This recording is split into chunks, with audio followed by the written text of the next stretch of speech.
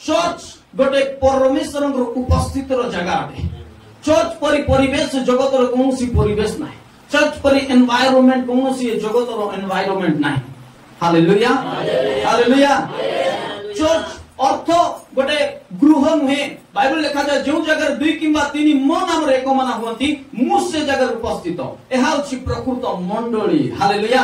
प्रकृत चर्च प्रभु यीशु ख्रीष्टर शरीर होती चर्च मंडली।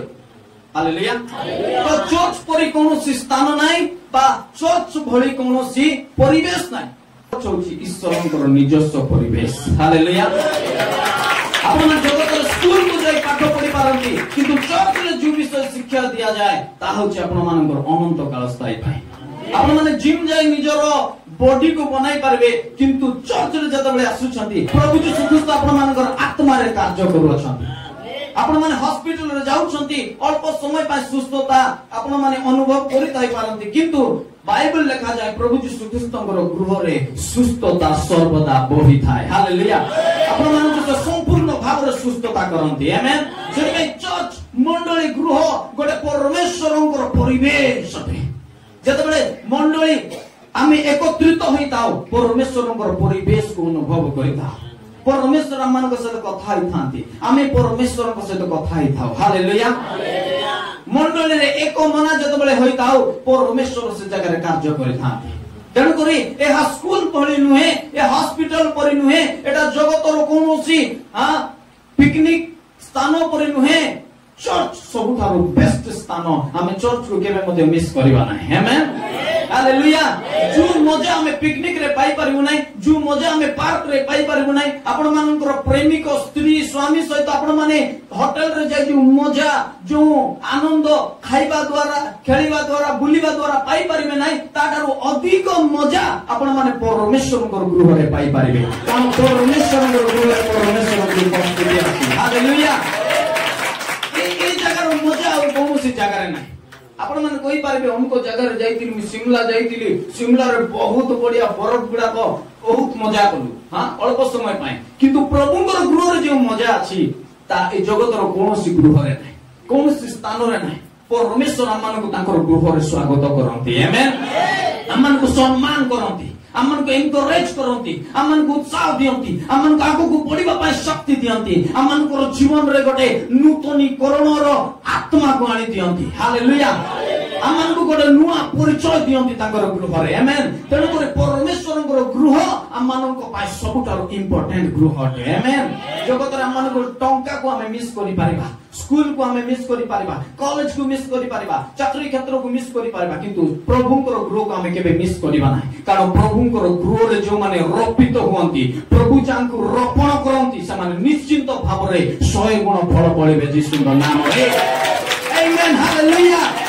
आज परमेश्वरଙ୍କ गृह रो शक्ति प्रभुଙ୍କର गृह रे गोटे शक्ति अछि। प्रभु रहिबा स्थान रे गोटे शक्ति अछि।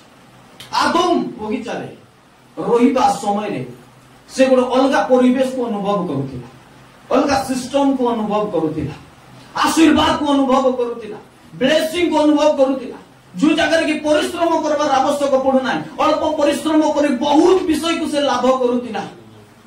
खाइबा पाई खाद्य थिला रहिबा पाई कोनोसी टेंशन नथिला जीवन पाई कोनोसी चिंता नथिला किंतु जो दिन परमेश्वर बगीचा से मान को बाहर करि देले निजर अपराध सकाशु निजर भूल सकाशु जो दिन से माने परमेश्वरଙ୍କର गृहरु बा परमेश्वरଙ୍କର उपस्थितिरु बाहर को गले से माने अभिशाप को अनुभव करूछथि। जो दिन माने परमेश्वरଙ୍କର गृहरु बाहर जीवु परमेश्वरଙ୍କର उपस्थितिरु चली जीवु परमेश्वरଙ୍କୁ गुरुत्व देबु नाही परमेश्वरଙ୍କୁ इंपोर्टेंट देबु नाही हमनकर जीवन रे हमनकर परिवार रे परमेश्वरଙ୍କର उपस्थिति को चाहिबु नाही से दिन हमनकर जीवन रे अभिशाप सहित सामना करिबो। कठिन परिश्रम कले मध्ये हम टंका को देखि पारु नथि रोजगार करूथिबु किंतु टंका देखि पारु नथि हमर जीवन रे तृप्तता चली जीवो संतुष्टता चली जीवो। आज्ञा हमर जीवन रेटा अभाव आज्ञा हमर परिवार रेटा अभाव आज्ञा हमर जीवन रे मोर परिवार रे मोर संतान मानको जीवन रो अभाव भी अभाव काहे कि ना हमें परमेश्वर को उपस्थिति रो बाहर जाउ जो माने परमेश्वर उपस्थिति रहती से अभाव जना पड़े ना। हालेलुया। अल्परे मध्य से माने परितृप्त होती, संतुष्ट होती, से जीवन गोटे संतुष्टता देखा जाए। हालेलुया। कहीं ना प्रभु से जीवन रे गोटे शांति को आनी दियंती, तृप्तता को आनी दियंती।